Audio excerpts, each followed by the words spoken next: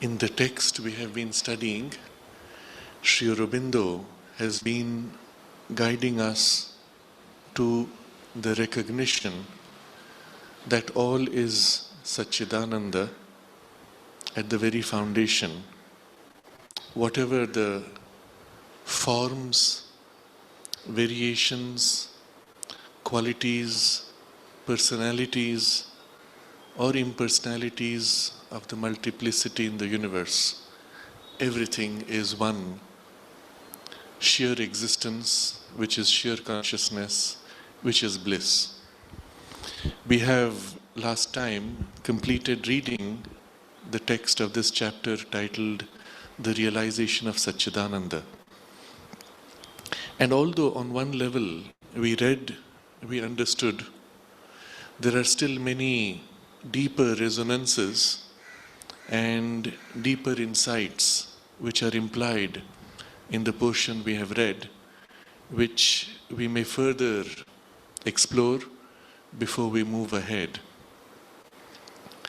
In this chapter, Sri Aurobindo had first started by showing us how we can recognize that existence and consciousness are really identical. In the human mental experience, we can say, I exist, and we say, I am conscious, and they are equivalent. But the identification with the delight, I am conscious, therefore I am delight, that is not so obvious. And the reason being that our current experience of the world and our consciousness is a distorted experience and a distorted consciousness. And in the text we saw, if we are able to go back to the essence, and the essence which is universal, then we realize I am conscious is equivalent, is the same as I am bliss. This description has been,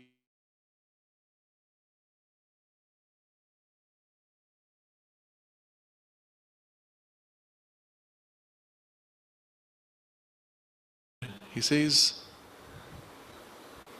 when we find see or know Chit, we find also that its essence is Ananda, or delight of self-existence.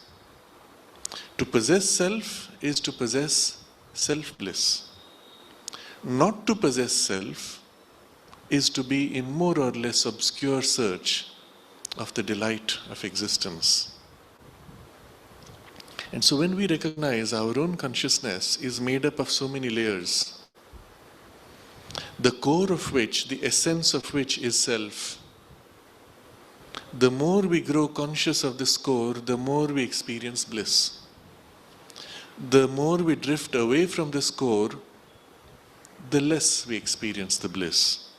And therefore, the more we tend to search self-bliss. And we seek to search because something deep inside us knows that that is ours, or it should be ours. If we analyze the deeper motivations of all the human drives, whatever the form, however superficial, however trivial, you will find at the root of it is the search for self-bliss. And one can do this in a very simple experiment. You ask somebody any question, why do you do this? Or what do you want? It could be any superficial answer. I want to be famous, I want to have lots of money, I want to be happy, I want to be successful, I want to win this award, I want to get my promotion, I want to fill my stomach with food, good food, whatever the answer he gives. Next question you ask, why? And he's forced to take a step behind.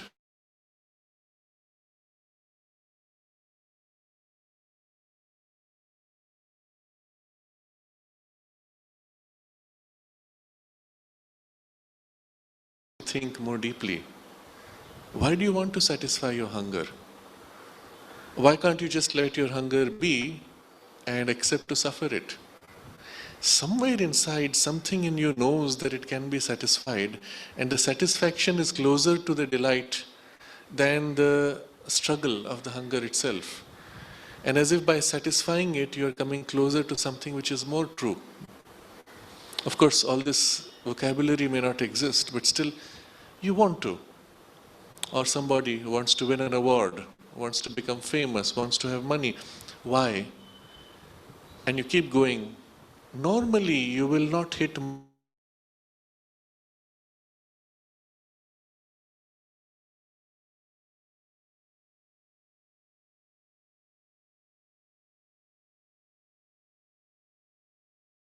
as sadhakas to really chase this question, why? And why? And why?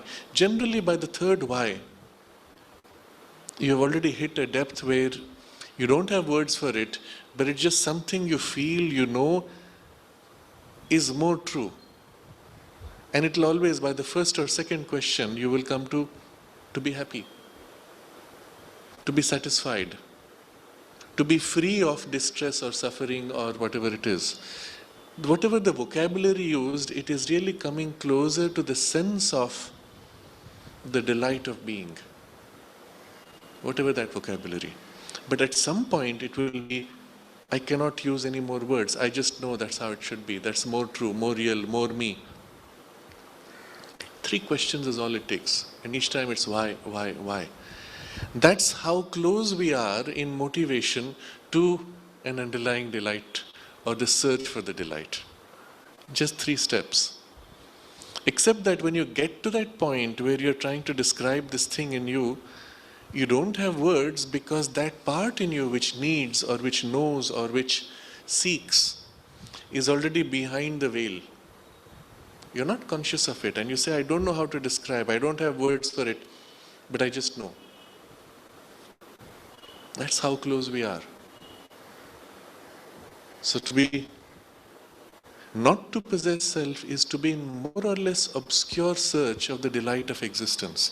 Because that thing is there, it is constantly leaking out as something which must be but is missing.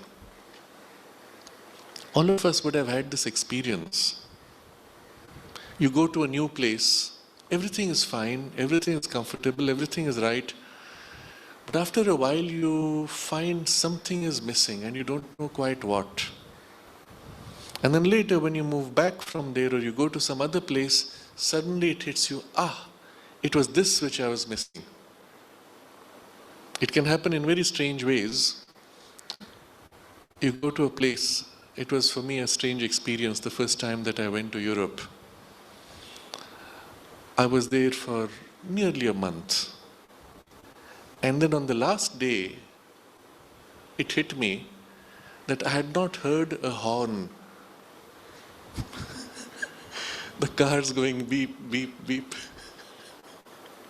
And it hit me suddenly. There was this eerie silence. But it was this non-existence which was somewhere nudging. Something is different, something is odd. It's something like that. The fact that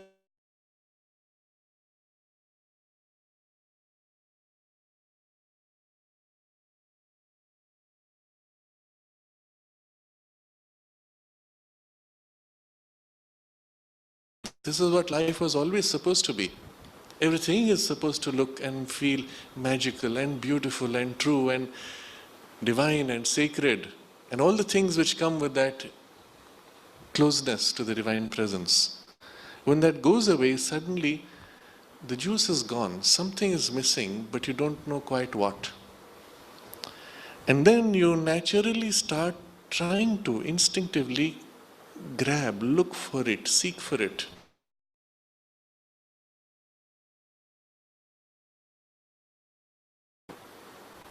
I've often noted this in young people today, especially those who grow up in the cities. Because from childhood, you find they have been driven. They've not been allowed to be free. They've not been allowed to just be by themselves happy, as they would be as children naturally in nature. They're always pushed, and in an environment of the city which is often suffocating to the inner spirit. And then you notice their whole life has got warped. They're always chasing, and they don't know what they're looking for. And because they don't know what they're looking for, they don't know where to find it. But when they grab things and it does not satisfy, they know they have not got it and they keep on. But when they do touch something, and momentarily there is this contact with something which moves deeply, where you feel a deep satisfaction, like a thirst you had forgotten, which is now for the first time satisfied,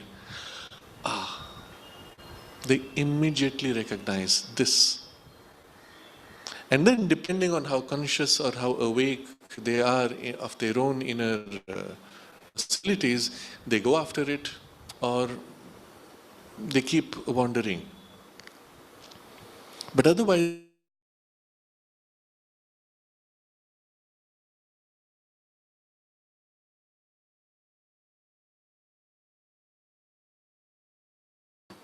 something like that is the condition of humanity. Except that we've lost it for such a long time. Also from childhood, at least in this life, but even in previous lives. Fortunately, in all transitions between lives, we have experienced it. In the disengagement from the gross body and even the vital body, as we withdraw to rest, the consciousness comes back to rest in the psychic being, and with it, all of that is there. And then once again it re-enters the life and takes on these layers and loses itself in the superficiality, losing as if that contact. But it was there.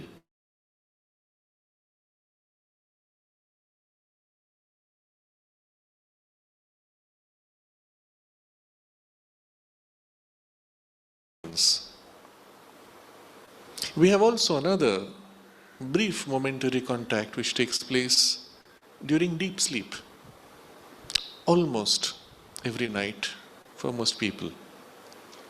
Mother explains, as you have all read or heard before, that something of our being withdraws deep within and rises deep, withdraws into the Satchidananda, where it stays in contact briefly for a few seconds, she says. And that, when made, becomes the basis for the refreshing experience of the sleep. If that is not made, the sleep is not refreshing. And the entire sleep of 7.5 to 8 hours may be only the journey up to there and the return. The moment of contact is barely a few seconds, 2 or 3 seconds, she says. The mother herself, being able to consciously traverse through this path, writes in a letter to her son in the 1920s, up to 1935, I believe. I think the letter is dated 1935. She says, for the last 15 years I have not slept in the normal sense of the word. I don't have a bed. She had only a couch. And she says she goes deep for 15 minutes in deep trance, touching that point and returning, and that's it. Her refreshing sleep is done in 15 minutes. Because the refreshing comes from that part, from the contact with the Satchidananda, of who? Not you, not the surface part which is stuck in some dreams on the surface, but some inner part of you which is as if withdrawing and briefly touches and returns. So our understanding of our personality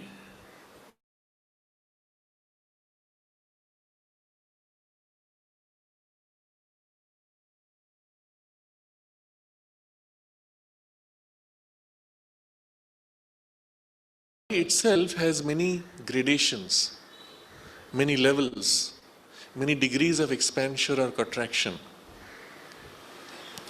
When I was traveling initially, I used to go into a kind of a reaction often during long flights when you're surrounded by sometimes very heavy experiences. My first entry into London, I still remember that. I stepped out of the flight, walked into the immigration area and the place where people came to take their luggage, and it was like entering a dark, dull, suffocating cloud.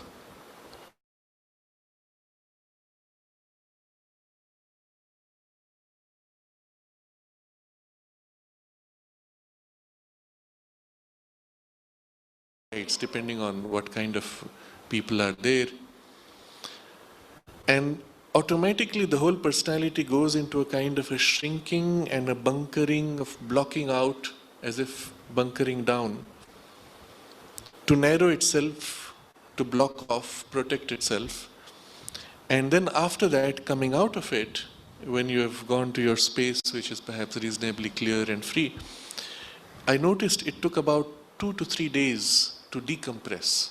The compression took place very rapidly, and after that one is almost zombie-like, and then it takes a while to decompress. These are all things happening to us unaware, to our surface consciousness, but it's happening to everybody. But we identify ourselves so much with this very small, narrow surface person, we think that's all I am. No, I is many layers within, many layers upwards, many gradations and degrees of expansion, on many levels also. So it's a very complex, multi-dimensional thing which we call I, the personality. But still, the primary focus of our self-awareness is on the surface, although the personality itself has so many layers going deep, deep, deep within and above. And in those depths, the part which may be almost to our surface part will be like a tail end. That part stretches and goes deep and touches the Satchidananda and comes back. And its ripple effect hits all the way to the surface. So I, on the surface, never went there. I was stuck in a interiorized, maybe elevated or fallen condition of grade of consciousness, in which I had certain perceptions, glimpses of the universe, which register in my consciousness as a dream. And then if you're very conscious, you will notice in the dream state, this frontal part is where you have one dream. There is a deeper layer or a higher layer where it was registering the universe in a different way.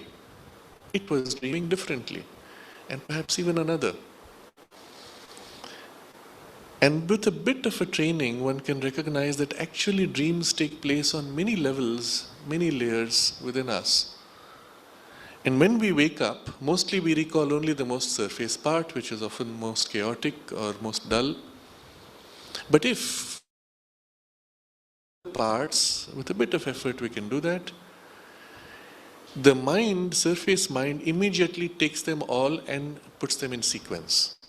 I had this dream, and then somehow, I don't remember, then I was in that dream, and then I was in that dream.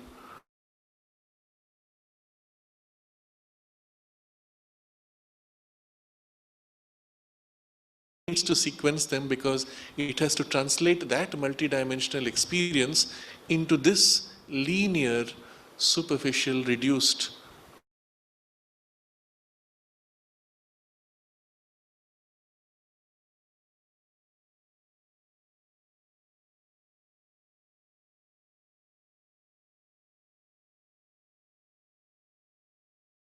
the Satchidananda, is able to touch it, is able to register it, and its impact is able to spread from there through into the rest of our being. And that means even when I on the surface am miserable or numb, that part still is and knows and experiences the world differently. In this way, possessing self and possessing self-bliss, to whatever degree that it may influence the surface. And this explains why, Sri Aurobindo observes, although human beings may suffer so much, we do not think of ending life. We do not think of closing, shutting and getting out. And if at all somebody considers something like suicide, it is in a morbid condition, not in a normal condition that says, okay, I'm tired of the suffering and I want to consciously back off and close down this whole painful experience of life. You strive,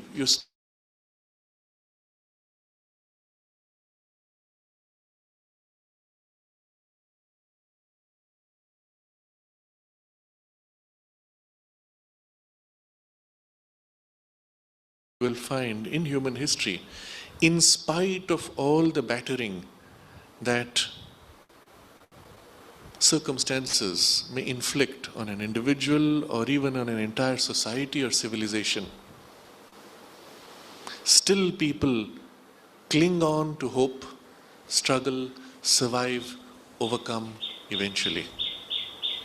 And sometimes that period may last 1,000 years, where an entire civilization may be subjugated and in pain, and yet it as a collective consciousness keeps the hope, persists, survives, struggles, overcomes eventually.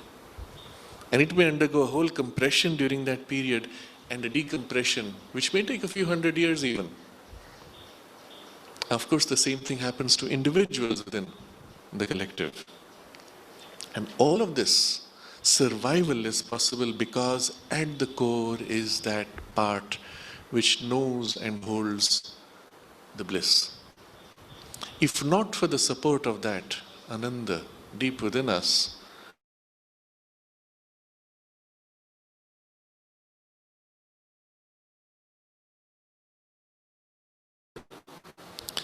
in the portion we were reading last time, he says, for us also, first he has said, Chit eternally possesses its self-bliss. And since Chit is the universal conscious stuff of being, conscious universal being is also in possession of conscious self-bliss, master of the universal delight of existence. So not only in the individual, but in the universal being. For us also, to know and possess our true self in the essential and the universal is to discover the essential and the universal delight of existence, self-bliss and all bliss. We looked at this last time, but we now go a little deeper. He has used these two words, essential and universal. And we saw last time how essential relates to this part where we withdraw deep within ourselves into the essence of who we are.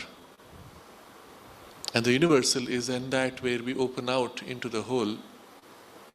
One represents as if the depth or the peak, the other represents as if the wideness or the expanse that embraces everything. And there are two facets of the bliss also. But there's something still deeper here. There's a relationship between the essential and the universal. So that's why when we possess the essential and the universal self, we discover also the essential and universal delight of existence, self-bliss and all bliss. So one relates to self-bliss, the other relates to all bliss. But still, essential and universal are in fact very close. They are not two different things. We'll just take a moment to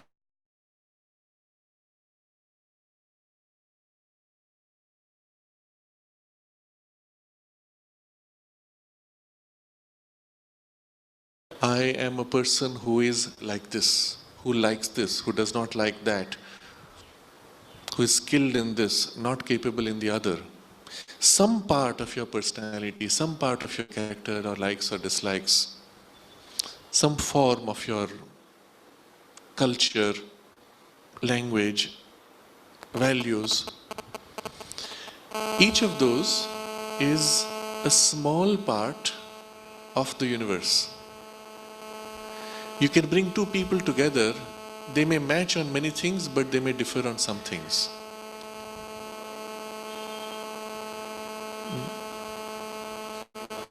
Yes. Somebody is mobile. That's okay, doesn't matter. You may bring two people together, you may find many things in common, but certain things will be different in personality. If you bring, let's say, a group of people together and highlight all the things common among them, widen the group now to find something more common, more essential, more common, you will find very quickly the differences in forms being removed.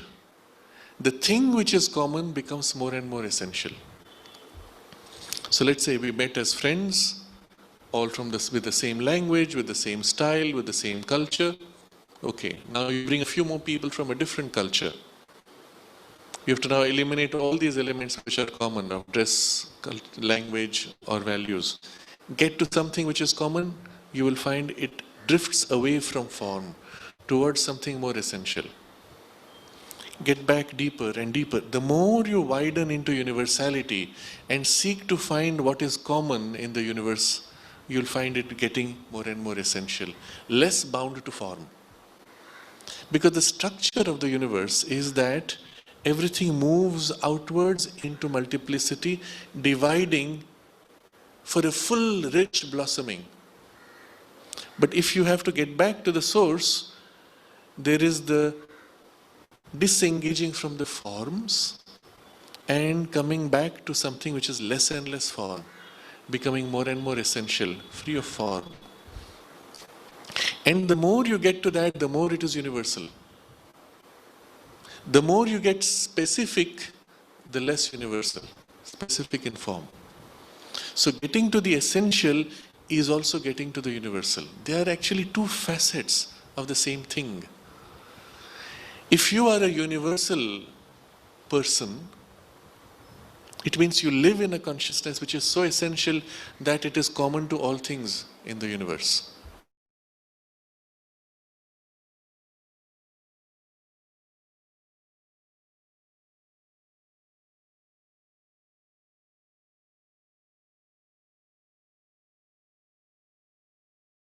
Meant to be universal, such as in Auroville. As diverse types of human beings come together, the differences can become almost overwhelming unless you back off from those superficial distinctions and come to something which is common. And initially the things which are common may simply be, oh, we all share in a common aspiration for something true, something beautiful, some ideal. But automatically at that level it gets off from the form in which we conceive those ideals. The moment from there, an essential sense of community, you move into activity where you have now to engage with forms. You have to articulate in form what your ideal is. Again, those things start banging each other because the different forms of your value system, your idea are different from mine and they clash. You come back to the essence, you recover universality. You move away from essence, you find a struggle. And that's the challenge. But the point I'm getting to is this essence which brings you to your self-delight and the universality which brings you to the all-delight really are facets of each other. If you have one, the other is only a different side of it. It's possible to remain in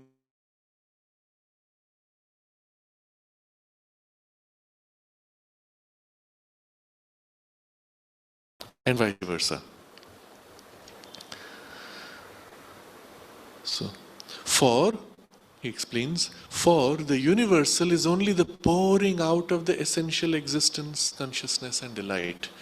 In the root it is essential, not bound to form, and from there it pours out and flows to become this universal and the full multiplicity and richness. And wherever and in whatever form that manifests,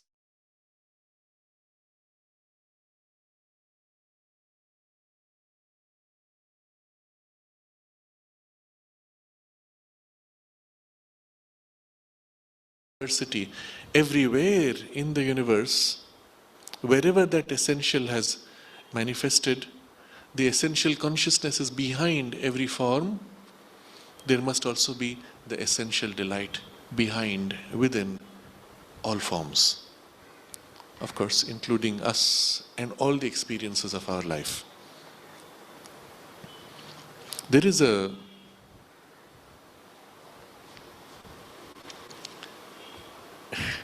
entire chapter in the Life Divine, which I thought to look at from this perspective, where he deals with this question of the delight of existence.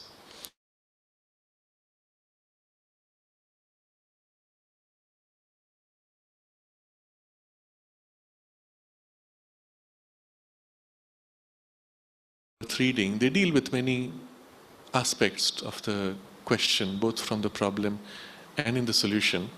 But the portions which I thought to bring in this context of our study, which will help us not only to understand more deeply what we have just read, but also to bring a correction in how we should conceive of ourselves and our relationship with the universe, and where this is really leading.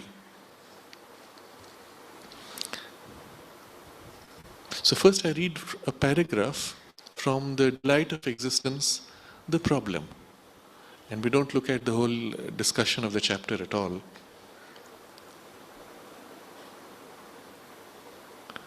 So here he says, we must first make it clear to ourselves that just as when we speak of universal consciousness, we mean something different from, more essential and wider than the waking mental consciousness of the human being. So the moment you speak of a consciousness which is universal, and there is this thing which we grow into, which is already there somewhere inside, where a part of us feels as if one with the whole universe. We are not conscious of it. It's obviously not this waking mental consciousness. It's different from, it is more essential. I, who is this mind, cannot say, I'm one with the universe. I'm not. But there is this layer within, which is more essential, which is also consciousness, keeping in mind the earlier picture we drew of this multi-dimensional individual. There is this layer which is more essential, and it is naturally therefore also wider. Being more essential, it feels it's in itself the commonality with everything. So, to take an example drawing from what we took earlier, if we come together as people from so many different cultures, so many different languages, and if we come together in order to have a meeting to gossip, our languages and the difference of languages will make it impossible. It will only lead to chaos. If we come together in order to feel the bond of affection, even though I cannot understand your language and you cannot understand my language, we can feel the bond of affection. And so already at that point, there is a widening into universality, almost effortlessly. If all of us were conscious that we're trying to relate at the level of affection, language would be irrelevant. Even while you speak your language and I speak mine that you cannot understand, you feel.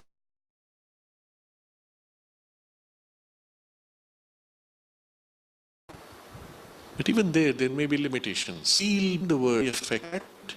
So although affectionate, his affectionate is hard. It is somehow coarse. Or that person, his affection is too soft, squishy, sentimental. You see, it does not match with my need or type. If you go deeper behind the affection and we come together to feel, to share a common aspiration or a common sense of the underlying presence of the divine, or a common sense of purpose to manifest the divine presence, or the sense that each one of us is a conscious soul in evolution, a part of the divine consciousness. Each of these things allows you to feel universality in a way that you will feel each one unique and distinct, and yet you will feel all of us held in this common underlying totality. So as you shift to these layers within, there is a part, and there are many parts in different degrees, where they increasingly become more and more essential, and therefore are able to feel spontaneously the common connection and even the sense of oneness with all things. So, when we speak of universal consciousness, we mean something different from, more essential and wider than the waking mental consciousness of the human being. So also, when we speak of universal delight of existence, we mean something different from, more essential and wider than the ordinary emotional and sensational of the individual human creature.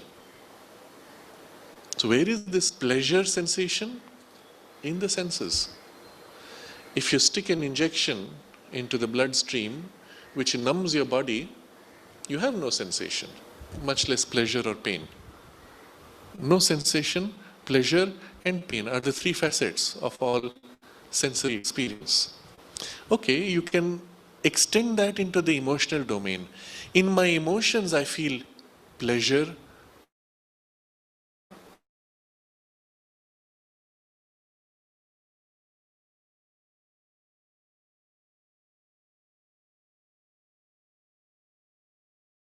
and at this point perhaps we do not immediately feel, but if we make ourselves very quiet in the emotions, if you make your emotions extremely still and then try to feel something more refined, as if just behind the emotions, the thing you feel when you're in a quiet concentration, thinking or feeling your relationship with the divine,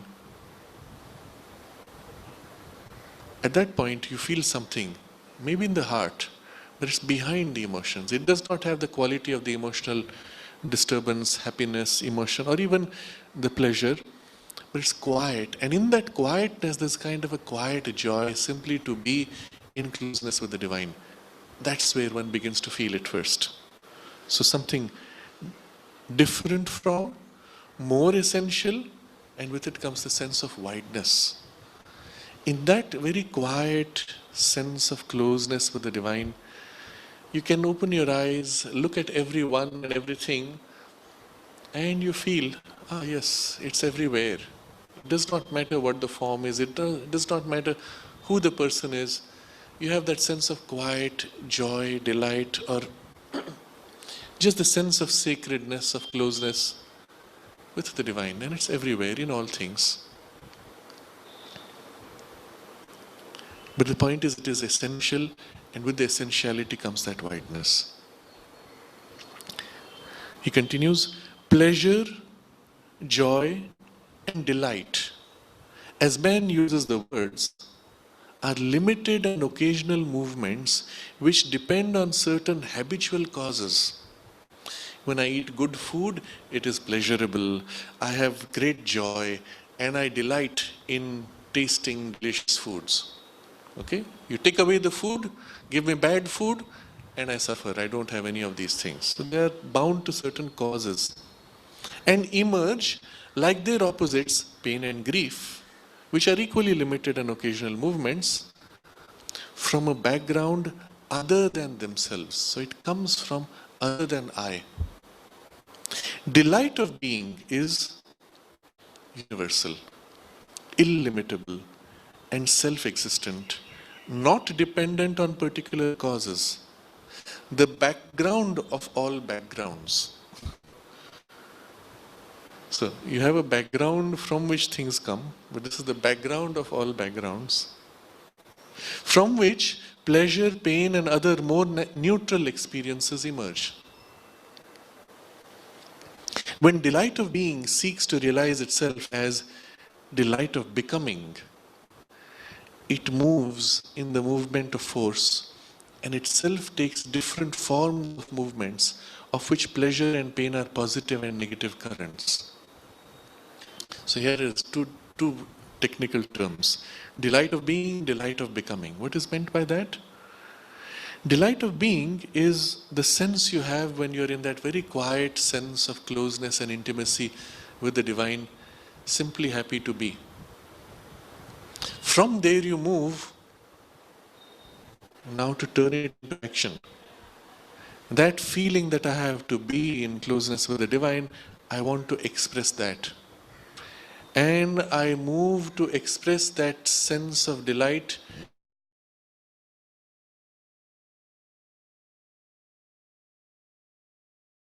of a work, of something accomplished, something I have, something I am, whatever it is.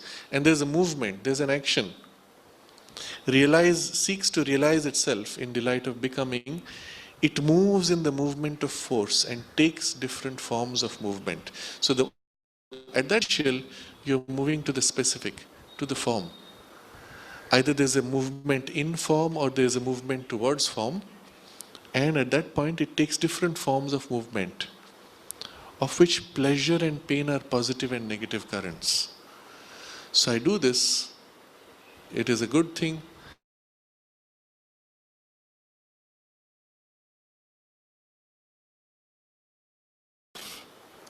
Both of that hurt coming. Then this split that seems to take place on the surface in the form, there are many great subconscient in matter, superconscient beyond mind. This delight seeks in mind and life to realize itself by emergence, in the becoming, in the increasing self-consciousness of the movement. So in the lower layers in animal life or in plant life, you will find this delight of being, and even the sense of pleasure and pain are subconscious. They are not aware of themselves. There's a range above where it is superconscious. In between, in mind and life, it is trying to express itself. Its first phenomena are dual and impure, move between the poles of pleasure and pain.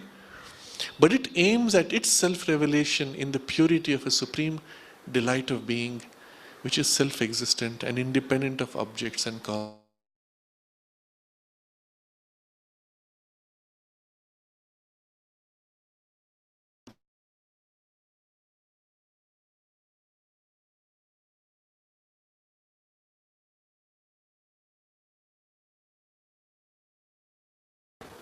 Impure, he says.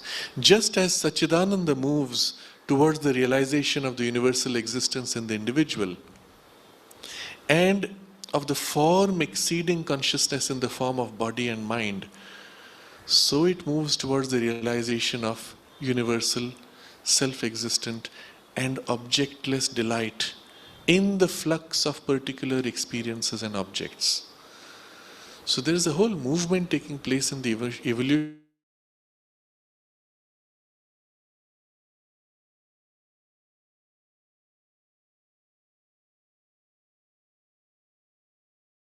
attempt to realize this thing which exceeds the immediate form of the experience. And that's the whole push and purpose of evolution.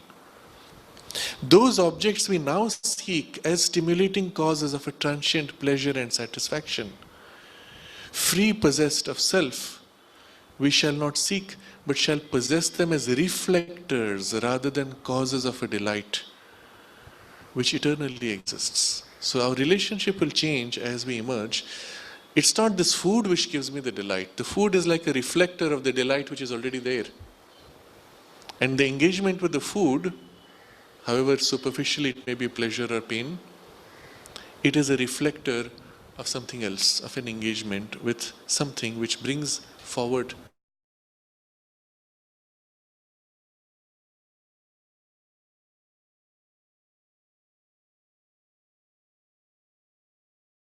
symbol.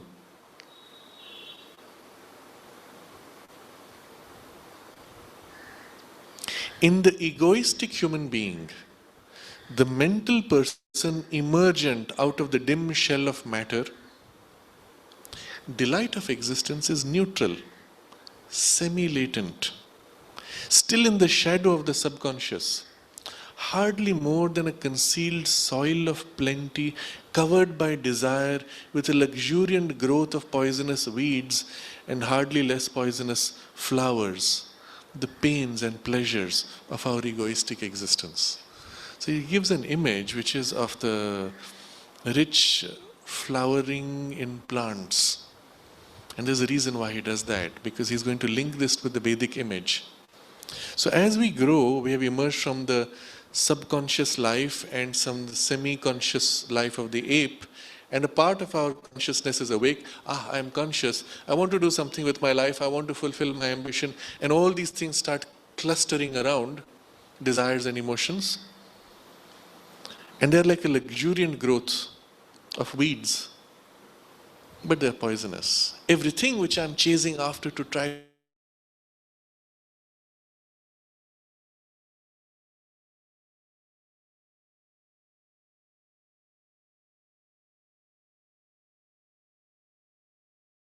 it just got postponed.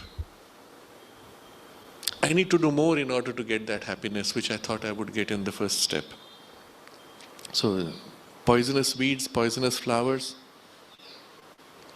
When the divine conscious force working secretly in us has devoured these growths of desire, when in the image of the Rig Veda, the fire of God has burnt up the shoots of earth, that which is concealed at the roots of these pains and pleasures, their cause and secret being, the sap of delight in them will emerge in new forms, not of desire, but of self-existent satisfaction, which will replace mortal pleasure by the immortal's ecstasy.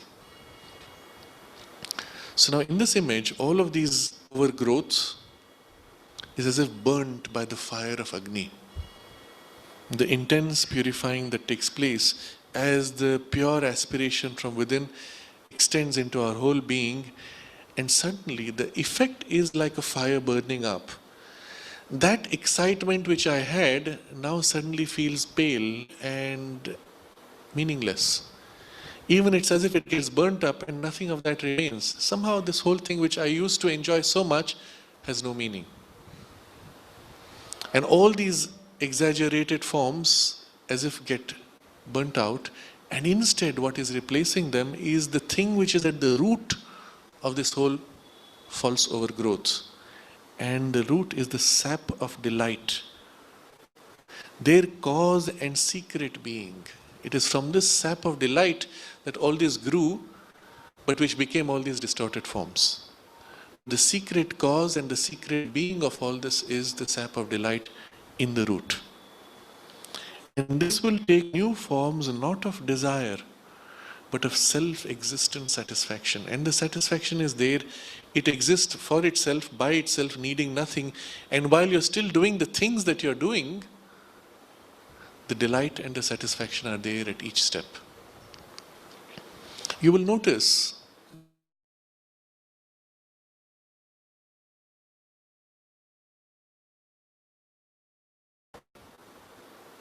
which we don't do for the sake of certain benefit or result that we might get. So if you start with the idea, oh, if I do this, I will feel good. If I do this, I will be appreciated. If I do this, I will get that reward or benefit. Then all through there is this poison of the weeds and poison of the flowers. At each step, as you're doing this, there's a tension. First, there's a tension. What if I fail? Then all the suffering that will come. So I'm in a tension already. As I approach, it seems as if I might get it, I might do it, and it might be good. Then the tension grows even more. What if I miss now? All this which is so close will be lost, and the tension even exaggerates further because you're so close.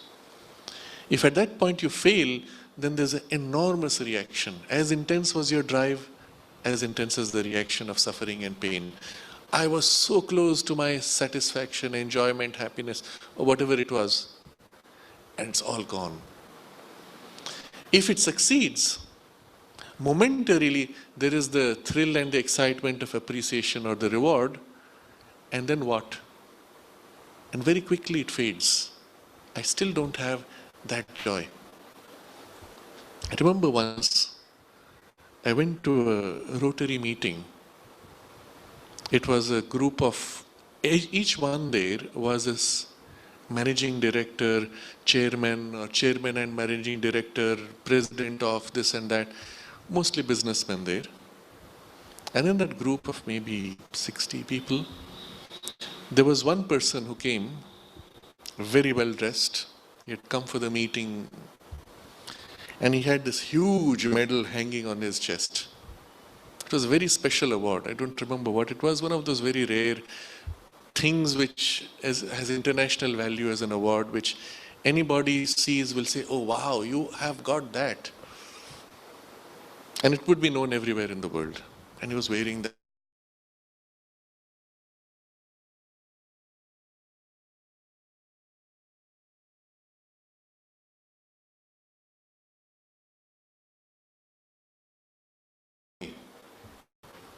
And I thought at that point, he was quite aged.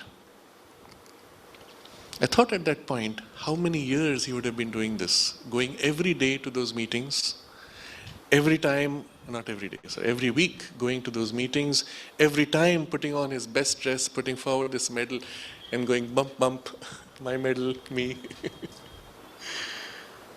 But if you think about it, after a while, the people who met him, the first time they say, oh wow, wonderful. The second time, oh yes, we've seen that before. The third time, duh, so what? No.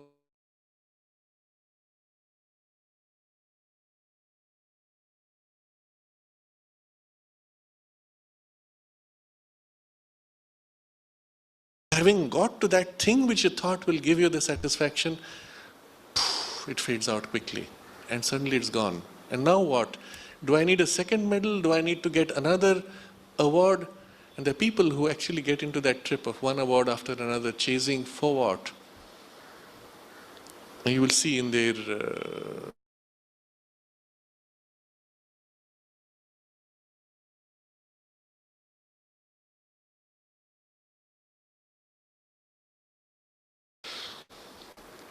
point being, you never get it. Behind it all is this sap of delight. That being self-existent, when you take up a work, when you don't have a goal, an object, or an expectation, you do it because, well, it needs to be done. You'll find it has neither the excitement of the promise nor the disappointment. It may be neutral, but in or through that first neutrality, there's a kind of a quiet satisfaction. I did it well, I was satisfied with what I did. And whether it worked, whether it failed, I did my best. And a kind of quiet satisfaction is there. From the beginning when you started, because you're not chasing after expectations, till the end where you've completed or not, you did your part, there's this quiet sense of satisfaction. Now imagine if in this you are able to bring in that sense of the sacred. You feel that quiet delight in the relationship with the divine, and you maintain that into this activity, not for anything you're chasing, but simply as a way of being. I am what I am. And I fill my work with that quiet joy. That gives you a sense of what it's like. The sap of delight will emerge in new forms, not of desire, but of self-existent satisfaction. Now that immortals exist, which he has not yet come in, but this is your first entry point. At least the pleasure and the distortion and the associated opposite are no more there, creating the agitation and disturbance. And in this quiet self-contentment, the true thing and the sap of delight which is behind can now begin to creep out. And this transformation is possible because these growths of sensation and emotions are in their essential being. The pains no less than the pleasures. That delight of existence which they seek but fail to reveal. So both the pain and the latest. That's why this transformation is possible, because always that was there behind. And they fail to reveal that delight, fail because of division, ignorance of self, and egoism. So this being just a portion from the problem, we now come to the solution chapter, where very interesting things are also similarly discussed, but I will pick and choose a few portions which will be relevant for what we have just.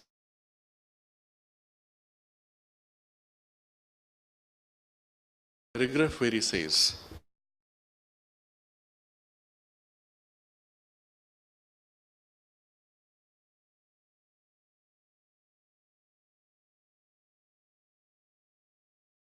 world existence from a deeper perspective. Everything in this world is really relationship of consciousness and force of consciousness. Things are and they exercise pull or push. And we go behind that to something which is enjoying the delight of that play. Everything then appears like a play. The child's joy, the poet's joy, the actor's joy, the mechanician's joy of the soul of things, eternally young, perpetually inexhaustible, creating and recreating himself in himself for the sheer bliss of that self-creation, of that self-representation. So everything being the one divine consciousness, the whole thing is now seen only as a play. Of course, the purpose of the play is not yet discussed. It's just a play and there's the delight of the play. Creating and recreating himself in himself for the sheer bliss of that self-creation, of that self-representation. Himself the play, himself the player, himself the playground. Okay, this being the first background, now we come to the text proper. Since then, eternal and immutable delight of being, moving out into infinite and variable delight of becoming, is the root of the whole matter, we have to conceive one indivisible conscious being behind all our experiences, supporting them by its inalienable delight and effecting by its movement the variations of pleasure, pain and neutral indifference in our sensational existence. So the thing is this, we have to conceive of it like this. Behind all this, whole cosmos, including ourselves, behind all this is one indivisible conscious being. You cannot cut it up. It is a single consciousness. You cannot say one half and the other half. It is a single whole everywhere. Utterly conscious and being conscious of himself and being conscious of self-delight, which is universal because he is moving to spread out to become the whole universe. And so everything in the universe is full of his self-delight. This is the picture we have. And behind supporting everything and all the forms as they move from essential to the form, and on the surface as they take on form, you have this variation of pleasure, pain, indifference, neutrality, and all of these are like waves on the surface. So if you consider the ocean itself as a picture, the delight, when the ocean rises, we have the pleasure. Where there's a trough, we have the pain. And then the average point will be your indifference, where the water settles, becomes still. If you see how pain, pleasure and indifference are only phenomenal variations on the surface. Of what? Of the delight itself playing at different forms. When the wave rises, there's pleasure, or we register it as pleasure. But if the wave rises, some other part of the wave has to fall. Otherwise you cannot have the water rising. So always pleasure is accompanied by some kind of pain. And if you say, I'm tired of these fluctuations, my boat is going up and down and up and down, I'm fed up with it, well, still the waters and you have neutral indifference. But even that is just a way for the water to be. There are just three different ways for the surface appearances. Of what? Of the delight. But the truth behind is only the delight. So the question is, are we obsessed with the variation of the surface form, or are we drinking the juice of the delight?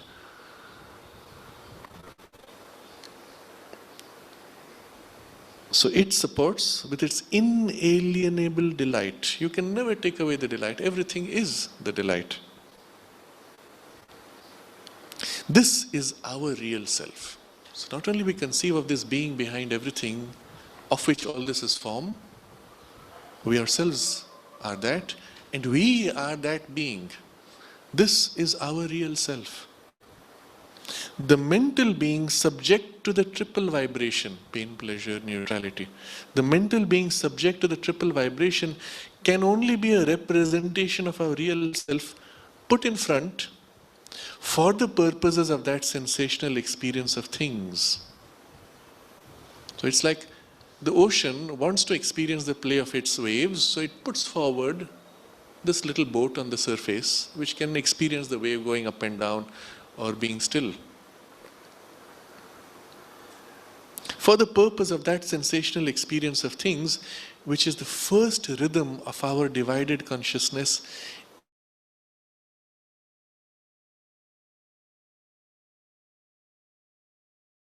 as an individual, I am this little person. Wow, the whole universe is this huge playground. But I am person in playground, separate from playground. And so the first relationship you have is this triple sensation. Why? The logic which he explains elsewhere.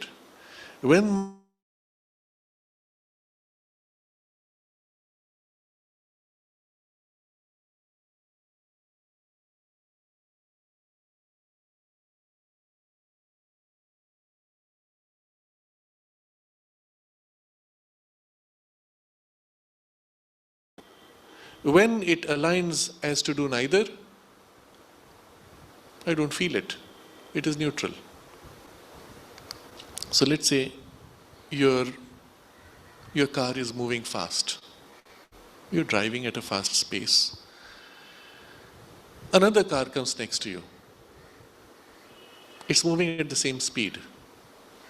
As you're moving together, you touch. Do you feel anything? Nothing at all, isn't it? Because you're both moving at the same speed.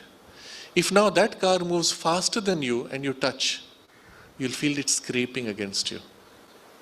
If it's moving slower than you and you touch, you'll feel it scraping against you. Both are different scrapings.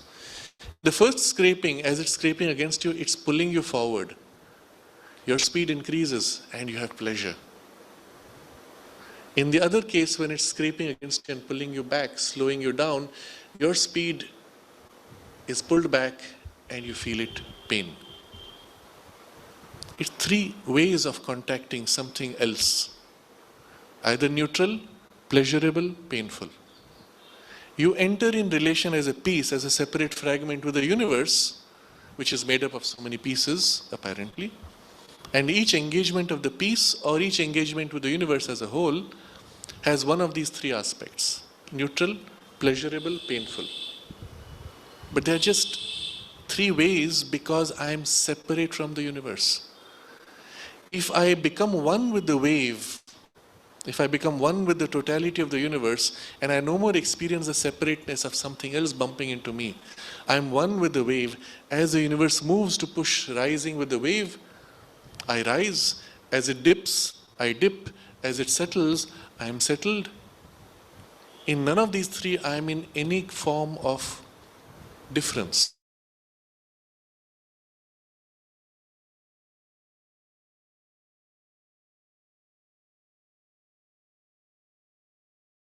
Of stability.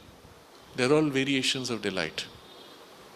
But the moment I cut myself off from the wave, I experience the wave rubbing against me in these three ways. You see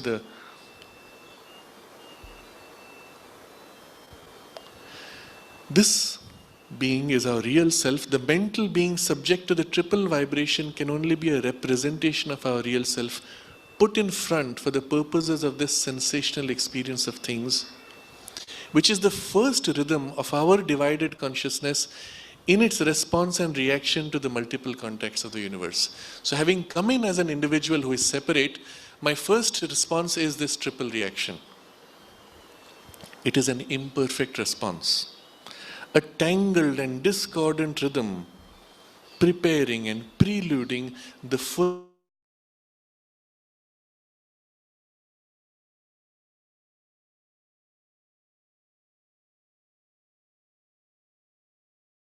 It is a complex tangle. Some pleasure here, some pain there, some neutral there, and this whole constantly changing, chaotic experience. As long as this little piece is separate, it will experience this. When the true being inside in us, conscious, comes forward, it experiences the unity. And its play is a unified play, then the whole thing changes. Till then, the response is imperfect. When that comes, then you have the true response. It is not the true and perfect symphony that may be ours. If we can once enter into sympathy with the one, and if we can once enter into sympathy with the one in all variations and attune ourselves to the absolute and universal diapason. So, this first response is not this universal, true and perfect symphony. That symphony can be ours if we once enter into sympathy with the one. That is, we align with the totality, with the whole, and all the variations are only like a play of different frequencies, different in the music, the full spectrum of sounds and harmonies. If this view be right, then certain consequences inevitably impose themselves. In the first place, since in our depths we ourselves are that one, since in the reality of our being we are the indivisible all consciousness and therefore the inalienable all bliss, the disposition of our sensational experience in the three vibrations of pain, pleasure and indifference can only be a superficial arrangement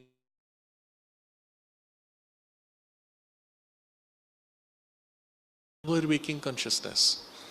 So if that is the reality behind, then this is only a superficial thing in our surface waking part. Behind, there must be something in us much vaster, profounder, truer than the superficial consciousness, which takes delight impartially in all experiences. So that means even right now, while my mind is struggling like this, that part within me, which is vaster, is taking part in the same experience from a poise of delight. Impartially, in all experiences, whatever may happen in my life. I may have the greatest award or the greatest harassment or pain. To that consciousness, it's the peak of the water wave, this is the trough of the water wave. Still variations of the delight. It is that delight which secretly supports the superficial mental being and enables it to persevere through all labors, sufferings and ordeals in the agitated movement of the becoming. So this is what we briefly mentioned earlier. Because that is there, this is possible in spite of all the suffering. That which we call ourselves is only a trembling ray on the surface. Behind is all the vast subconscient, the vast superconscient, profiting by all these surface experiences and imposing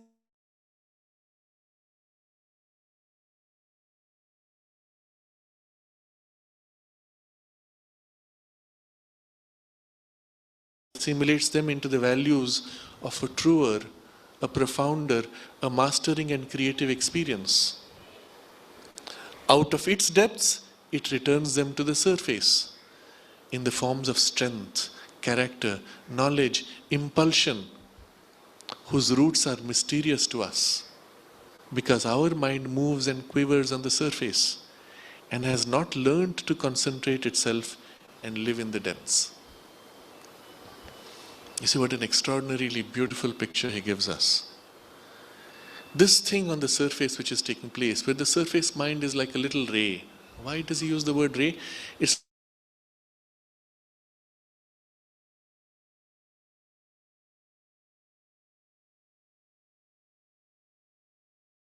pour in and are absorbed inside. Not only the experience that I am consciously watching and engaging with, but every experience that I am unconscious of. Think of it this way. You, the individual, are currently impacted by every single thing in the whole universe. Your mind may be obsessed with one little thing, but everything else is still impacting you. So I may be right now in the ship, in the ocean, which is undergoing a thunderstorm. My mind is on the immediate problem of how to keep the balance of the ship so it doesn't sink. Everything else which I am oblivious to, the thunder, the lightning, the wind, the people behind me talking, and the groan of the different parts of the ship as they're strained, I don't hear all that. I'm cut off on this one single obsessive priority. But all that is being registered is being absorbed and is seeping in. And all the rest which my senses cannot catch, above the cloud and the thunderstorm is this vast, bright, clear sky and sun. Beyond the ocean, the land, beyond the earth, the universe, everything is there registering and impacting on different levels. To me, unknown. All that is coming into what? Into this consciousness which is behind, enormous, vast. Takes all these surface experiences and it registers them in its values, which is variations of delight. And from its values, it puts out things which are of its values. And he describes that as it returns to the surface in the form of strength, character, knowledge, impulsion. So as I'm in this struggle in the ocean,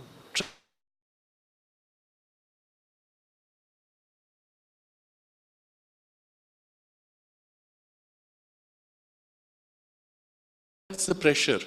And in this intense concentration and struggle, the first thing which is sustaining me is strength. From where? I don't know. You see the same person before the crisis, you see him after the crisis, you'll find perhaps a captain who is pretty ordinary, other than his basic skill and training. A pretty ordinary person. But at that moment, what comes forward is a strength which makes a hero. And you see this throughout history. In every crisis, there is something which surges up from where we do not know. It's from within, of course. But suddenly the person is as if superhuman in strength. And at that point, when he addresses the ship's passengers and says, "Do not worry, I'm in charge." That impact of the strength, it seeps into people. Sri Aurobindo makes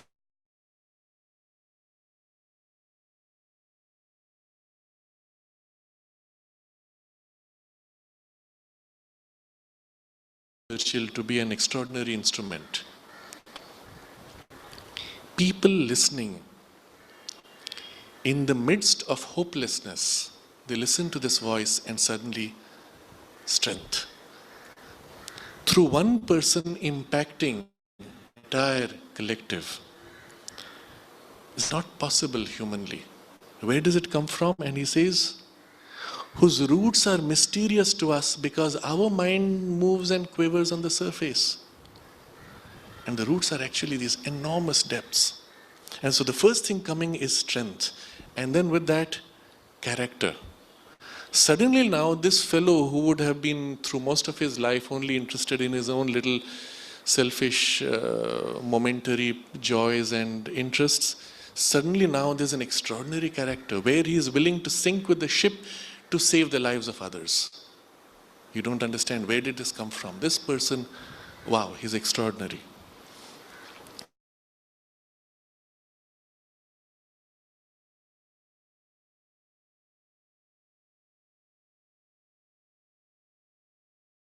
Never perhaps been consciously learning. And at that moment, there is as if an intuition which works, which shows you what you need to do, which reveals where the problem is or what is the nature of the response required. And with the knowledge, impulsion. and you're able to be in the midst of the most painful and difficult circumstances without being exhausted because of some energy and impulsion that fills you, takes you to superhuman possibilities. It's that which you see in extraordinary individuals who have shaped history. Except it was not momentary, it is sustained over time. In the Western tradition, Joan of Arc. In the Indian tradition, Rani of Jhansi. A woman carrying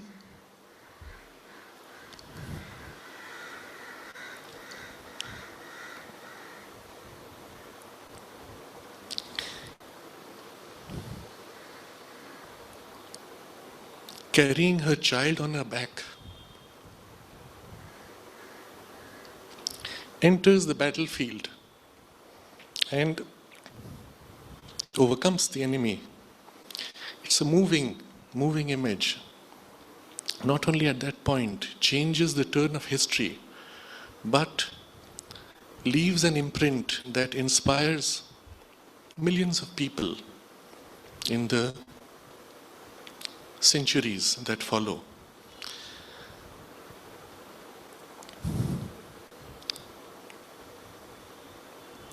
Where does that strength come from, that character and the knowledge and impulsion?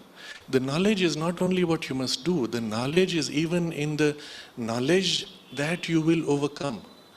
You know that in spite of impossible circumstances, it will be done. All that comes forward from this inner dimension. And what is that behind? Recall what he says earlier. That is our real self.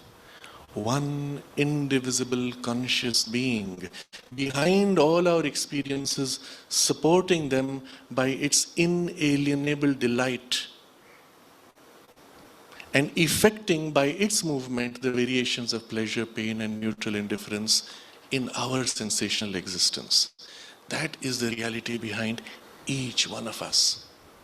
And in the moments of these crises, something from there comes forward, put out, in a dramatic, overwhelming way, which changes the circumstances, masters it.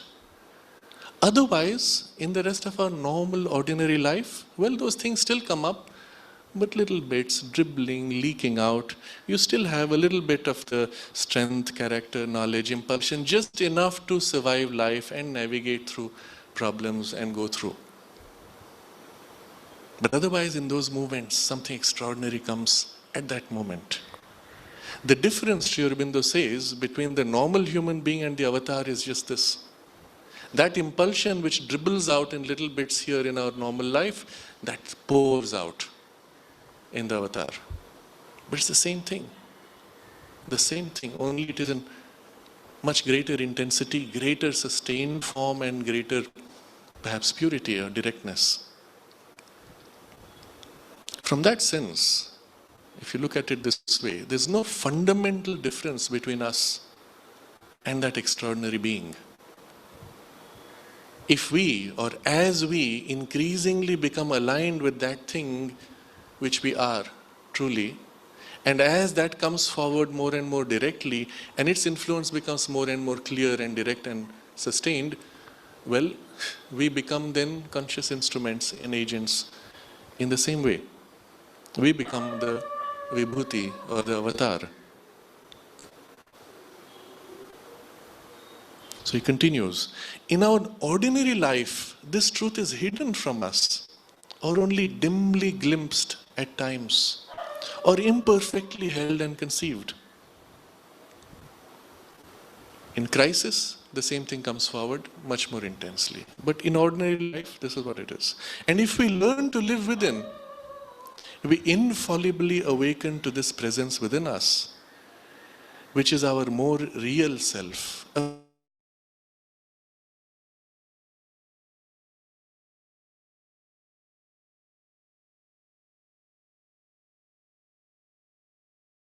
A presence which, if it is not the Lord Himself, is the radiation of the Lord within.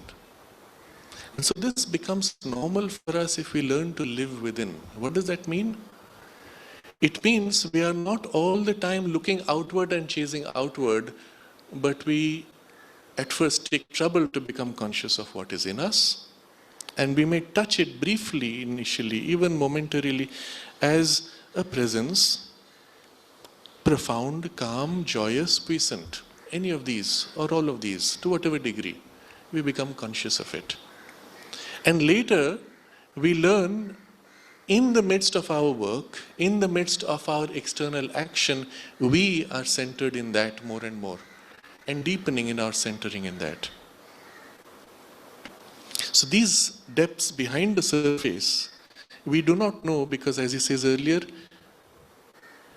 because our mind has not learned to concentrate itself and live in the depths. So not only you become conscious of it, you begin to live in there and from there act. This is the shift, what Mother calls the reversal of consciousness. And at that point, maybe it's just the radiation of the Lord within, but eventually it is the Lord Himself from whom all this flows out. We are aware of it within, supporting and helping the apparent and superficial self, and smiling at its pleasures and pains, as at the error and passion of a little child. So you see, adults watch children, oh, this child is now crying because his toy was taken away by the other child. It's okay, don't worry. It's mine, the child says, it's mine, my life, my survival, my identity is taken away by this little toy which I was identified with, and the other boy is taking away, I want it back, I want it back, and he cries for an hour or two, and the adult says, okay, don't worry, it's just a little toy. No, it's not just a little toy. You see, the difference in the value system is so radical. The child who has taken it probably does not value it the same way. He is watching and wonder at this other fellow who's crying. But for the moment, his need to assert himself is stronger. And then if the parents bullying him enough, give it. Okay, he gives it. He never valued it. And the other fellow perhaps stops crying for a while, but he still remains unhappy. What just happened there? If you think of how superficial that whole exercise was, how much it got dramatized and exaggerated in their lives, and in the parents' reactions perhaps even. But the third person, not the immediate parents, the grandparents looking at it, they laugh indulgently. Don't worry, he will grow up. That's your reaction, isn't it? Don't worry, he will grow up. And the same we can say of our human surface consciousness. Oh, don't worry.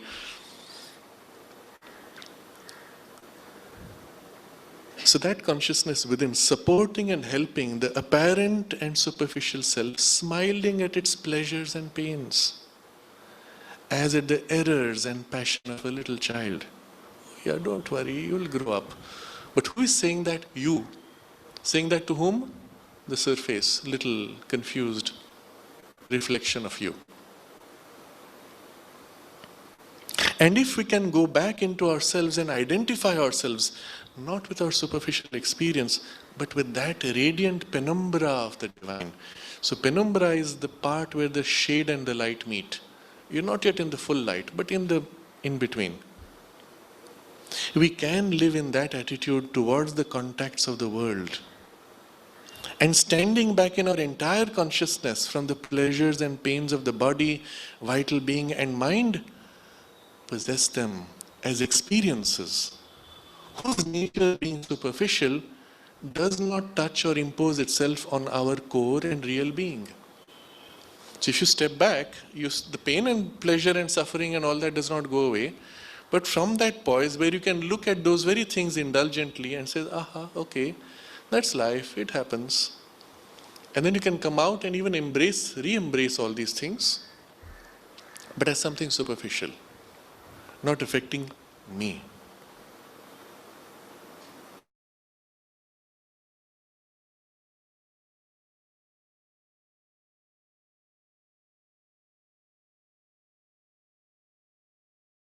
The limited mental self. And the latter is only a shadowy image and disturbed reflection of the former. The truth of ourselves lies within and not on the surface. So now here comes the very important clue. It's possible that we can take that attitude in us. And it does not require too much depth, but it requires a little bit of breaking of the habit of identification with the surface. So I give an example here, and this is a pretty extreme example you will see as the circumstances are. I was 12. I was using the soldering iron. I had burnt my finger. It was hot, maybe 200, 250 degrees. And immediately the burn mark formed, this stinging pain, and of course the reaction. I take a glass of ice, I stick the finger in until it becomes numb. So from pain you have gone to neutral. And so after a long enough time, well, still some slight throbbing, you take it out. And then within seconds the pain comes back. You stick it back, it goes numb. Okay, at that point, well, I had read a few things, and so the mind was working. Now that the thing is burnt already, it can't get worse, right? It's been put in cold water, nothing more is going to get burnt. What damage is done is done. But when I take it out and it starts paining, it's like the whole thing is stinging in intensity, pulsing and growing and pulsing. What is pulsing? And I'm thinking to myself, it's only the nerves. Physically, nothing has changed. With the temperature returning, only the sensation has come back. It's only the nerves sending signals to my brain. And the signals are well pulsing or appearing to be intense and growing in intensity. But now that I'm convinced that nothing is going to change physically, let me see where this goes. So I held it. And it starts pulsing. At some point it becomes so intense, if I had to put it in normal reference, I would say it is as if my whole body is on fire, except the pain is centered there, but it's boom, boom, boom. And I'm watching this, and I'm telling myself, nothing has changed physically. It's all signals in the nerve. It's not even damage in the nerves, just signals, electrical patterns.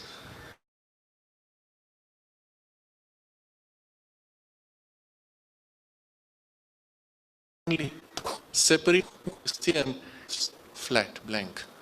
Where did the pain go? It's gone, completely gone. I don't need the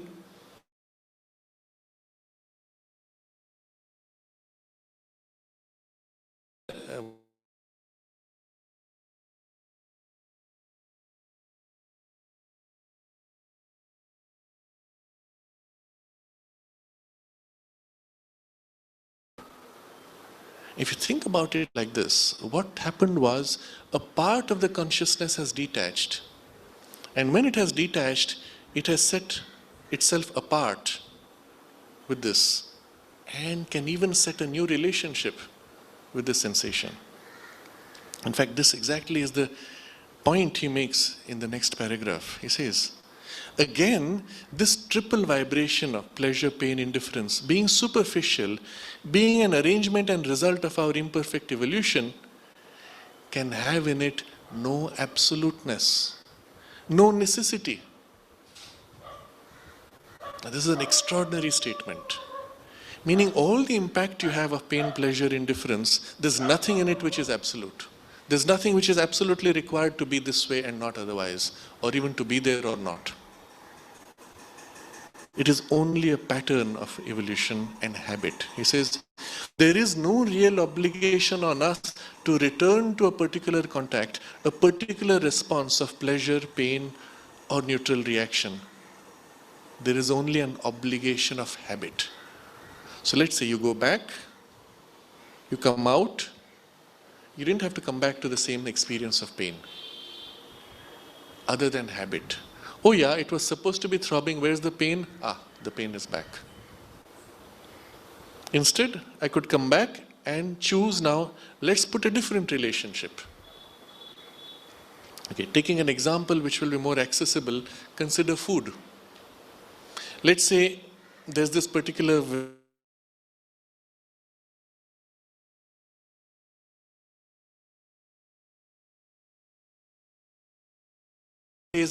but you must eat lots of it because it has such and such chemical which is good for you. Ah, okay, so you now start taking this. You don't like it, but you put up with it. A few days down the line, you realize that you don't hate it as much as you used to. Now it's become almost a routine. Now you're neutral to it. Incidentally, a couple of months down, you've tried a few variations. Oh, this particular fruit from that particular orchard, it tastes so much nicer. And now your orientation has shifted to it's nicer. And a little more, and after a while you begin to enjoy it. Why was it that for years you hated it, then you passed through a neutrality, and now you're beginning to enjoy it? It's the same root. Habit, habit, habit. And you can consciously disengage from a habit and recast a habit. And you can actually come back and choose to like or dislike something as convenient. So if, for example, you're told you shouldn't eat sugar, you can disengage from your current liking with sugar, step back, bring about neutrality, and then put forward even a new relationship of dislike. Now suddenly you find the sugar tastes not nice, too sweet, yuck. That's it. Problem gone. You don't crave anymore. All of these are basically relationships which have no absoluteness. Only an obligation of habit. We feel pleasure or pain in a particular contact because that is the habit our nature has formed. Because that is the constant relation the recipient has established with the contact. I have established with the contact. It is within our competence to return quite the opposite response. Pleasure where we used to have pain, pain where we used to have pleasure. You can actually change and reprogram it.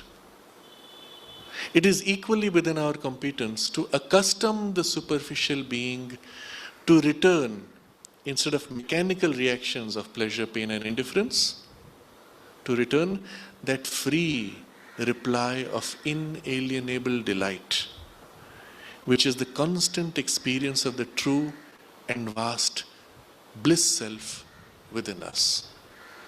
So let's get back to the context. Bliss self, Anandamaya, is behind mental self, Manomaya. We are bound here. We disengage, coming closer to this, whatever degree. We experience deep within us a great joy. And now we come forward and we can either modify the old habits, or we can bring into these responses of our mind and senses something of the delight. Now you'll notice something of this naturally happens, effortlessly happens when you come out from a deep communion with the divine presence. You had this great joyous, we may even use the word blissful, but bliss is still much deeper. Some great, quiet, joyous experience of delight. We come out from the meditation and we look at the world and everything is so nice and beautiful. And at least for the rest of the day, you are enjoying this. You go back to sleep, you wake up and it's all gone, you're back in your old habits and old patterns. But this is something which has happened to all of us at some point or other. After that immediate, deep, intense experience, our relationship with everything changes. And at that point, if we were careful to notice, even the sensations of physical pain or pleasure are completely different. I can share another experience. I had twice in my life the intervention of surgery.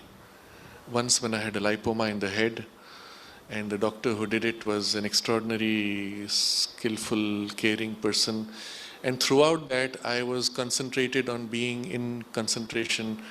I was as if I was in a different city, but I was in my consciousness, I projected myself to Sri Aurobindo's room.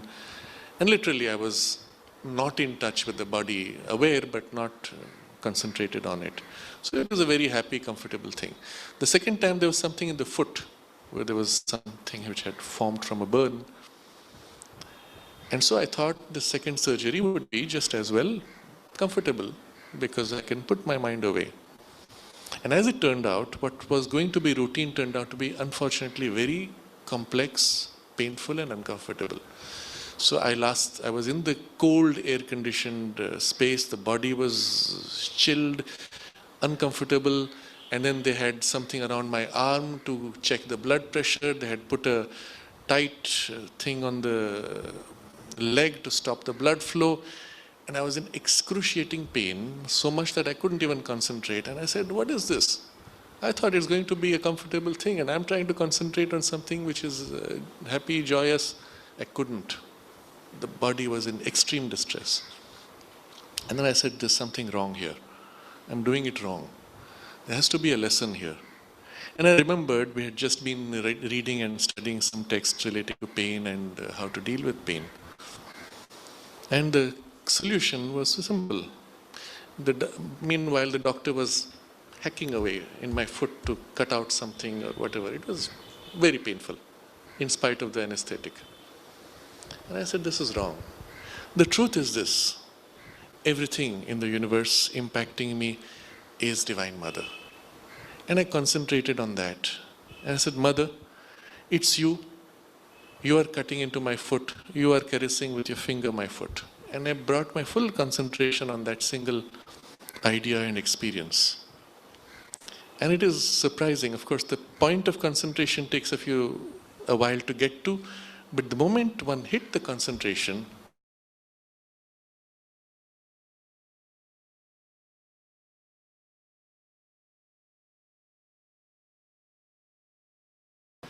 suddenly became this gentle caress and so soothing and so joyous and so delightful. I cannot use the word pleasure because it's not a physical pleasure sensation, but just delight. And the whole being immediately relaxed. Oh, Divine Mother, and the communion with her. And whatever the physical pain points were there in the body, suddenly were no more pain points. They were just pressure points. Of course, the sensation was there, but the sense of pain had gone. And the consciousness was just in delight. And I think it lasted another half hour. I don't know how the time passed. And that's it. The correction was in terms of a consciousness, changing how it chooses to meet the impact from outside. By bringing into it the value of something which reunites with the underlying oneness. And of course, the aspect of the devotion and the love for the Divine Mother, all of these would help. But the point is the correction in consciousness and the relationship with the experience itself. And so he says, it is equally within our competence, and this does not require a special development. It's all of us are capable of this. Within our competence, to accustom the superficial being to return instead of the mechanical reaction of pleasure, pain, indifference, that free reply of inalienable delight, which is the constant experience of the true and vast bliss self within us. And this is a greater conquest, a still deeper and more complete self-possession than a glad and detached reception in the depths of the habitual reactions on the surface. So from within you can have this glad response, but to bring it all the way out in the reply to the impact on the world. For it is no longer a mere acceptance without subjection, a free acquiescence in imperfect values of experience, but enables us to convert imperfect into perfect. And this has to be brought into everything in life. True values. The constant but veritable delight of the spirit in things taking the place of the duality is experienced by the mental being. This is the way we have to move forward.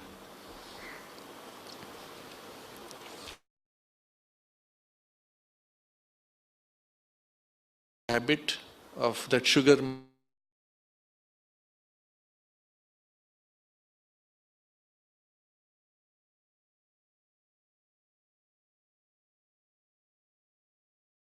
the mental being is free to be able to do it easily. The body and the senses struggle, of course, at first, but that also can be done. And eventually you become master of the responses to the world. We don't get into that. I want to get to something where he now gives you the full picture. He deals with pleasure and pain, so we skip all that.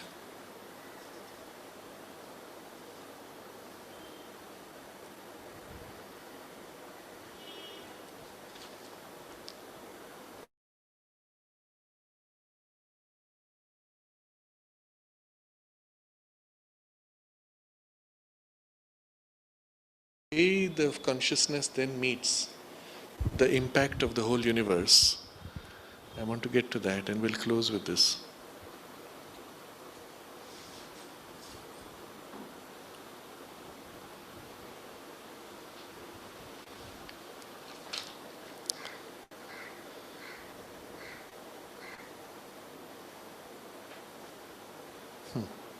And he says, not only the mind, the life energies, but even the body will participate. So, such then is the view of the universe which arises out of the integral Vedantic affirmation.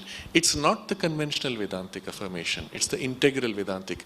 The conventional might take an ascetic view and say, therefore you must get out of the world because this is how it is a place of suffering, etc., and dualities.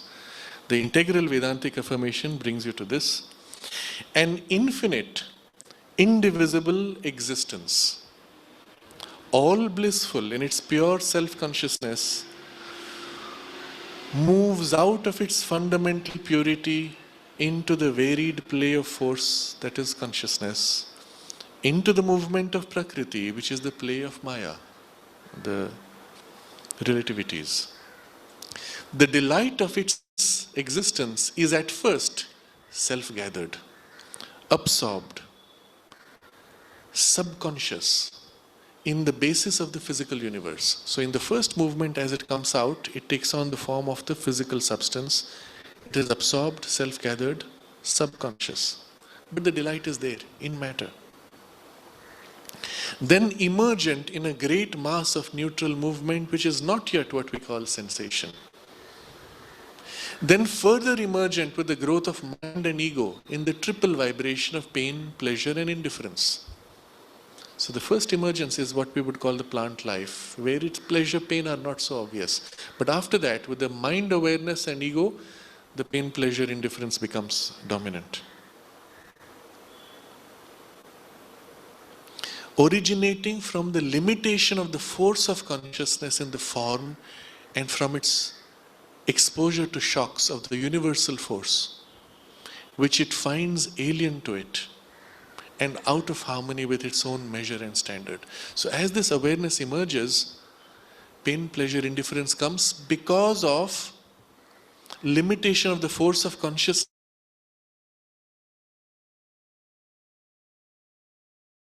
universal force.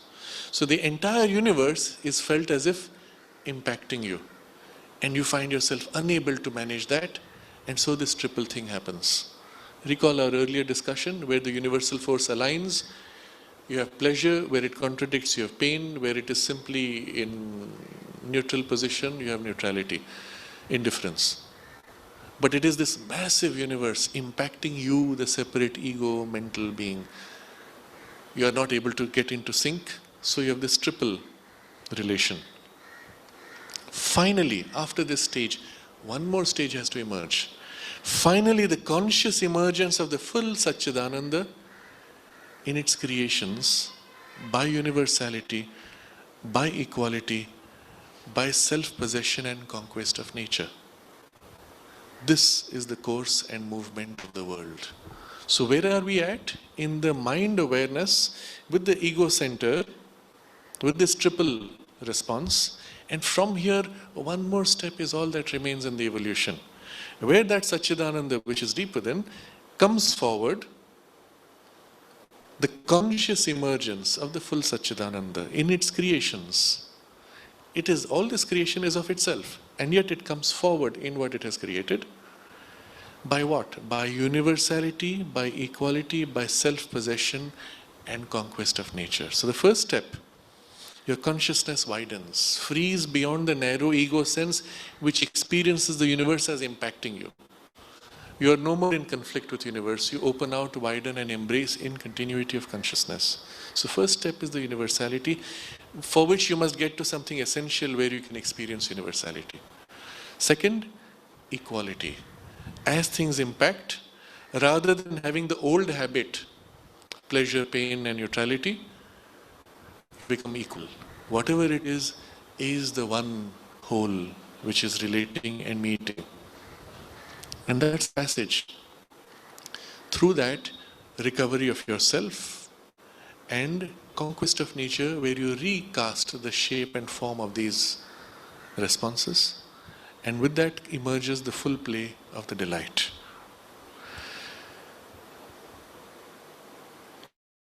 Paragraph of this chapter in the Life Divine. Through all this play, the secret reality is always one, and the same delight of existence. The same in the delight of subconscious sleep before emergence in the individual, in the delight of the struggle and all the varieties, vicissitudes, perversions, conversions, reversions of the effort to find itself amid the mazes and half-conscious dream of which the individual is the center. And third, and in the delight of the eternal superconscient self-possession into which the individual must wake and there become one with the indivisible Satchidananda. This is the play of the One, the Lord, the All, as it reveals itself to our liberated and enlightened knowledge from the conceptive standpoint of this material universe. So as we are right now, in our more enlightened consciousness, we look at this whole universe and our place in it, and with this mind, life, body, personality, and the true being within. And you see the full picture. In the first phase of the universe was this delight in the subconscious sleep before the emergence of the individual, when all was one mass of universal matter, energy. Out of that, in the evolution, an individual has emerged. And then the individual, ego, becomes the focal point for all this confusion and struggle and vicissitudes and the full variety, half-conscious dream of which the individual is the center. And we see that as the delight was secretly the truth in the subconscious form. Here also it is delight secret now. And then the third step is the emergence of the delight fully revealed. And the individual now wakes up from this half-conscious dream. He wakes up fully. And as he wakes up, one with the indivisible Satchidananda. And at this point, the delight is fully overt, expressed, and revealed. So all through the secret is delight. From the beginning, even in the subconscious domains, it is the delight which is hidden, coming out more and more, using the individual as a vehicle for its emergence to form a center through which a universal delight can express itself in a special focus. And each one of us becomes a special focus for the universal delight to reveal itself in a different way. And for each one of us then to enter in relation with each other, to share in the universal delight, each uniquely, but in a collective expression. That becomes the divine community for which these spaces of Auroville and the ashram were created, and for which each one of us in our own lives, in our little families, in our little communities, in our relationships with all, can begin to make small steps. This is the play of the One, the Lord, the All, as it reveals itself to our liberated and enlightened knowledge. Now, this in our liberated and enlightened parts we look at and we say, wow, what a wonderful thing. But tomorrow, when the knock of life comes and we feel unhappy, we feel miserable, those will be the parts of us which are not sharing in this enlightened, liberated knowledge. But there will still remain this part which will hold the enlightened and liberated knowledge that will look at that. And the question we will have to choose is, which part will you identify with? Will I identify myself with the finger in which there is the pain and so jump in agony as that little finger point feels the pain? Does the whole of me have to jump? Or can I disengage from that and stand back? Put it in its proper place. Oh yeah, the tip of my finger, which is giving out pulses of nerves, signals. But I am not the pain, nor the nerve signals. I choose to shift what I identify with. And if we choose to identify with this liberated and enlightened part that now we are much more in identification with, even as that blow hits us, there is a pain, physical, emotional, or even confusion of the mind. This part can detach and say, all right, this is part of the struggle, of the variety and vicissitudes, perversions, conversions of the effort in the maze of half-conscious dream of my ego center. And so, if I become very quiet, if I disengage from this confusion and become more conscious of the presence deep within me, if I center myself a little bit and become conscious of the quiet there, and from there call upon the help. I don't feel yet perhaps the divine presence because of this disturbance, but I call for the help knowing it is there, the Lord Himself, the one being, the divine, and allow His help to lead me, His strength to fill me, His knowledge to guide me, and His peace.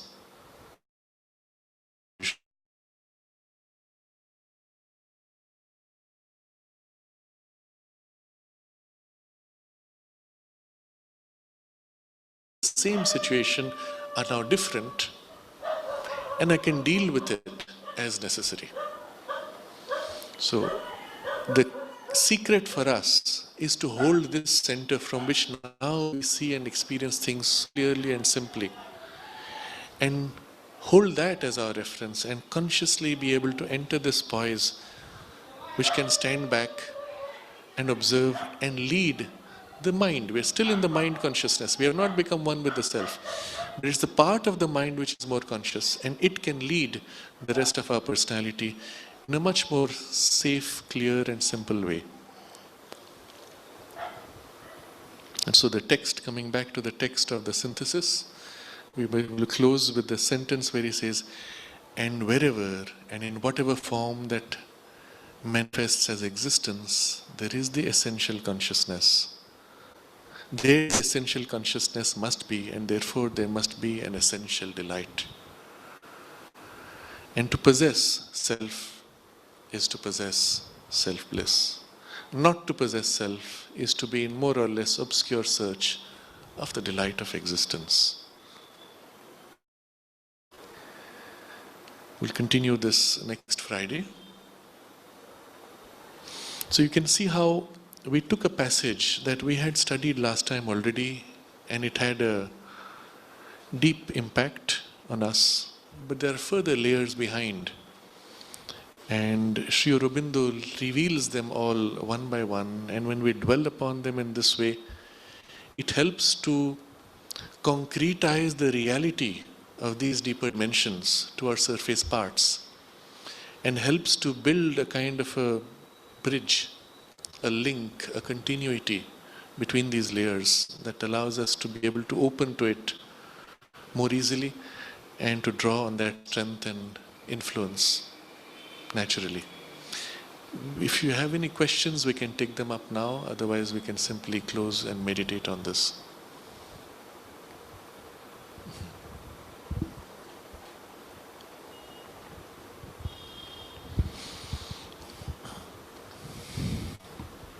We'll continue next Friday then.